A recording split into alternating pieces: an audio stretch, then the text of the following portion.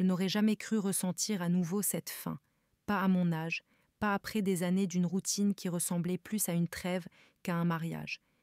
Et pourtant, j'étais là, debout dans ma cuisine, à le regarder travailler sous mon évier. Ses mains étaient fortes, serrant le tuyau avec aisance, ses épaules larges sous un t-shirt noir délavé. Et soudain, mon corps se souvenait de choses qu'il avait oubliées depuis des années. Mon mari, Marc, était parti pour le week-end en voyage de pêche avec ses amis, un voyage que je soupçonnais d'être plus axé sur la bière et le poker que sur la pêche. Nous ne nous étions pas touchés depuis des mois, peut-être même plus. Nos conversations étaient devenues des échanges polis et sans vie autour d'un café, une communication qui semblait plus être une obligation qu'un signe d'affection. Je m'étais dit que c'était normal. Nous étions ensemble depuis plus de 20 ans. La passion, c'était pour les jeunes, pour les amours naissantes, pas pour une femme comme moi, approchant la cinquantaine, bien au-delà du temps des désirs. Et pourtant, appuyé contre le comptoir, à regarder le réparateur bouger, je l'ai ressenti, ce brasier lent, cette chose en moi qui sommeillait depuis trop longtemps. Il était jeune, peut-être au début de la trentaine, et se dégageait de lui une confiance silencieuse qui n'avait pas besoin de mots. Il s'appelait Ethan. J'avais trouvé son numéro sur une affichette punaisée au tableau d'affichage de l'épicerie. Mon évier fuyait, dégoulinant dans un seau, un rappel constant de la façon dont les choses, chez moi et dans ma vie, s'effritaient lentement. Marc avait promis de le réparer, mais il ne l'avait jamais fait. Alors, j'avais appelé Ethan. Et maintenant, il était là, ses doigts enroulés autour d'une clé, ses avant-bras couverts d'une fine couche de sueur, ou peut-être juste des traces d'une longue journée de travail. Ça a l'air d'être une réparation simple, dit-il d'une voix profonde et posée. Juste un raccord desserré, je vais le resserrer, ça devrait tenir. Je hochai la tête, à peine attentive à ses paroles. Ses lèvres quand il parlait, la manière dont son jean épousait juste ce qu'il fallait de ses hanches, l'odeur subtile de son parfum, ou peut-être juste du savon. Chaque détail m'attirait un peu plus. Il y avait si longtemps que je n'avais pas remarqué un homme de cette façon, que je n'en avais pas désiré un ainsi. « Vous travaillez souvent dans le coin ?» demandai-je, essayant de paraître détaché.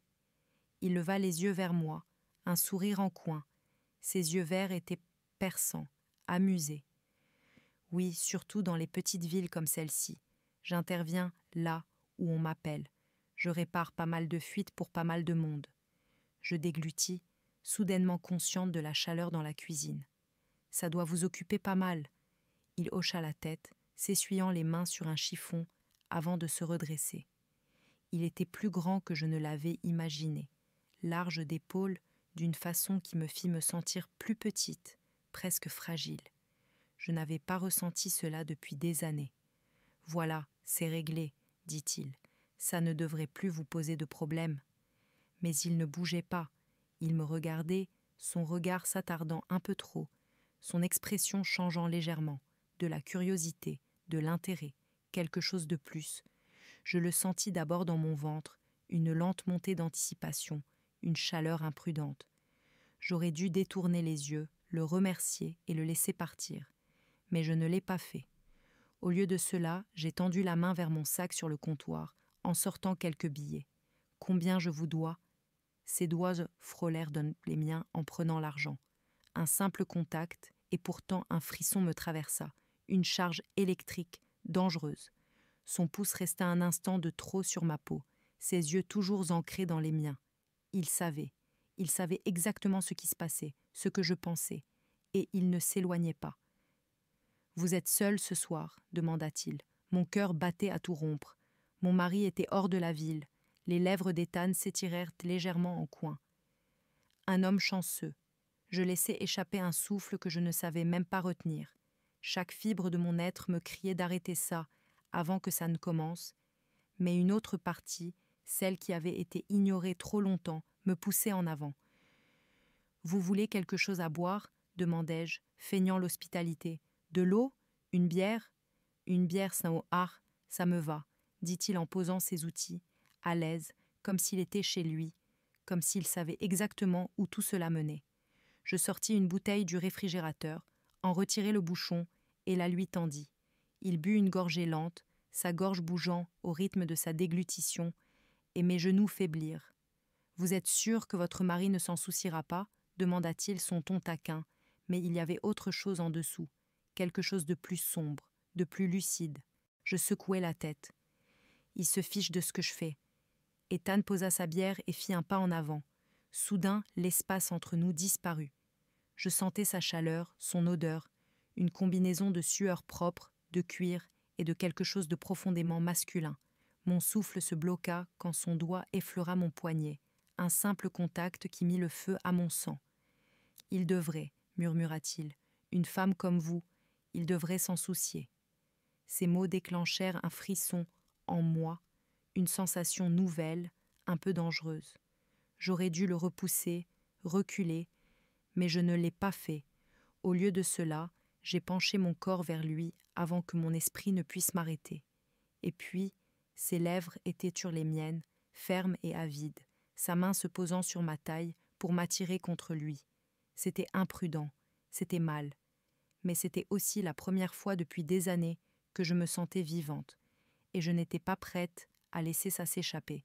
Le bruit d'une voiture se garant dans l'allée nous sépara brusquement. Mon souffle était court, mon cœur battait à tout rompre. Ethan recula, ses yeux sombres d'un désir inachevé. Je me tournai vers la fenêtre et me figeai. Le pick-up de Marc, il n'était pas censé rentrer avant dimanche. Mon pouls s'affola, tandis que je regardais Ethan. Il me fixait, son expression indéchiffrable. Il attrapa sa bière et en prit une autre gorgée lente, comme si de rien n'était, comme si mon mari n'était pas sur le point d'entrer dans la maison d'une seconde à l'autre. La poignée tourna, et en un instant, tout bascula.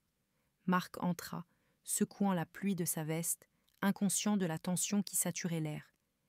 Ethan était toujours là, une bière à la main, détendu comme un simple invité de passage, pas comme l'homme qui venait de poser ses lèvres sur les miennes. « Tu es rentré tôt », dis-je en forçant un sourire, priant pour que mon visage ne me trahisse pas. Marc grogna en posant ses clés sur le comptoir. Son regard balaya la pièce. Le temps s'est gâté, alors j'ai écourté le voyage. Enfin, il remarqua Ethan, son front se plissant légèrement. « C'est qui ?» Ethan lui tendit la main, toujours aussi assuré. « Ethan, je suis le réparateur. J'ai réglé la fuite sous l'évier. » Marc l'observa un instant avant de lui serrer la main. « J'apprécie. J'avais prévu de m'en occuper moi-même. » Je déglutis, mes paumes moites. S'il avait remarqué quelque chose, s'il avait le moindre soupçon, il n'en montrait rien. Je l'observais attraper une bière dans le frigo, son attitude totalement détendue, complètement inconscient de ce qui venait de se passer. Un poids de culpabilité s'installa dans mon estomac, mais il n'était rien comparé au feu qui brûlait encore en moi, aux traces invisibles des mains d'Ethan sur ma peau. « Alors combien je te dois ?» demanda Marc en sortant son portefeuille. Ethan secoua la tête, son regard effleurant brièvement le mien avant de revenir sur Marc. « Déjà réglé. » Marc me lança un regard, une légère ride soucieuse entre ses sourcils. « Ah bon ?» Je hochai la tête trop vite. Oui, je me suis dit que je pouvais m'en occuper. Ethan termina sa bière et posa la bouteille vide sur le comptoir. « Bon, je vais filer. J'ai un autre boulot de l'autre côté de la ville. » Je le suivis jusqu'à la porte, sentant le besoin urgent de mettre un peu d'espace entre moi et Marc qui fouillait maintenant dans le frigo. Mon cœur s'emballa quand Ethan s'arrêta juste avant de sortir. Sa voix fut un murmure, à peine audible, mais suffisamment pour m'envoyer un frisson dans tout le corps. « Bam, totom. » On n'en a pas fini. Puis il disparut, refermant la porte derrière lui. Je laissai échapper un souffle tremblant avant de me tourner vers Marc, maintenant assis à la table de la cuisine, une bière à la main. Il fallait que je le détourne, que je brise cette tension avant qu'il ne la ressente. « Alors, comment s'est passé le voyage ?» demandai-je en me servant un verre que je n'avais pas besoin de boire. Marc haussa les épaules. Comme d'habitude, la pluie l'a écourté, on n'a même pas vu beaucoup d'animaux. Cette fois, il prit une gorgée, puis me regarda, ses yeux scrutant mon visage. « Tout va bien ?» Je forçai un rire. trop léger, trop artificiel. Bien sûr, pourquoi ça n'irait pas ? Il ne répondit pas tout de suite. Je ne sais pas, on dirait juste qu'il y a quelque chose qui cloche. Je lui tournai le dos, serrant le bord du comptoir. Ce n'est rien, juste une longue journée. Le silence s'étira, épais, presque étouffant. Puis, comme si l'univers avait un sens de l'humour cruel, mon téléphone vibra sur le comptoir. Mon regard glissa vers l'écran, et mon estomac se noua en voyant le message affiché. Je pensais ce que j'ai dit. D'un geste trop rapide, trop évident, je posai ma paume sur l'écran. Marc capta le mouvement, son expression s'assombrissant. C'était qui ? Juste Suzanne, mentis-je, citant une amie à laquelle il ne prêtait jamais attention. Elle voulait savoir si j'étais libre pour un café demain. Il me fixa un instant, trop longtemps, avant d'acquiescer. D'accord, je retournai à mon verre, le sirotant lentement, mon esprit en ébullition. J'aurais dû ignorer Ethan, j'aurais dû lui dire que ce qui s'était passé, ce qui s'était éveillé entre nous, était une erreur. Mais au fond de moi, je savais que je ne le ferais pas. La chaleur dans mon sang, la sensation persistante de ses doigts sur ma peau, je n'étais pas prête à y renoncer. Quand Marc ne regardait pas, je répondis à Ethan. Pas maintenant. Puis quand il répliqua, je ne répondis pas. Mais je ne supprimais pas le message non plus. Et ça, c'était tout l'encouragement dont Ethan avait besoin. Les jours suivants furent une torture. Je remarquai Marc plus que je ne l'avais fait depuis des années. Chaque regard, chaque geste, chaque fois qu'il me fixait comme s'il cherchait à lire quelque chose que je ne disais pas. Je me persuadais que c'était mon propre sentiment de culpabilité qui me jouait des tours. Mais la nuit, lorsqu'il dormait paisiblement à côté de moi, sa respiration profonde et régulière, je restais allongée, les yeux fixés au plafond, incapable de penser à autre chose qu'à Ethan. Puis, le jeudi matin, certaine que Marc était parti travailler, mon téléphone vibra de nouveau. « Tu es libre ?» J'hésitais, mes doigts flottant au-dessus du clavier. Chaque part rationnelle de mon être hurlait de tout arrêter avant qu'il ne soit trop tard. Mais une autre part, celle qui s'était sentie vivante pour la première fois depuis des années lorsqu'il m'avait touchée, répondit à ma place « Passe à midi ». Et à cet instant, j'ouvris une porte que je savais ne jamais pouvoir refermer. L'affaire continua. Chaque moment volé devint plus imprudent que le précédent. Mais la culpabilité commença à me ronger, et les soupçons de Marc grandirent. Un soir, alors que je posais le dîner sur la table, Marc se racla la gorge, m'observant avec une intensité qui me mit mal à l'aise. « Tu es différente ces derniers temps. » Je forçai un sourire, me concentrant sur le fait de disposer les assiettes. « Différente comment ?» Il hésita, comme s'il pesait soigneusement ses mots. « Je ne sais pas, détaché. » Je ris, secouant la tête. J'ai juste été occupée. Le travail, la maison, la vie. Marc hocha lentement la tête, mais je voyais bien qu'il n'était pas convaincu. « Tu es sûr qu'il n'y a rien d'autre ?» Mon estomac se tordit, mais je gardai un visage impassible. Qu'est-ce qu'il pourrait y avoir d'autre ? Il ne répondit pas tout de suite.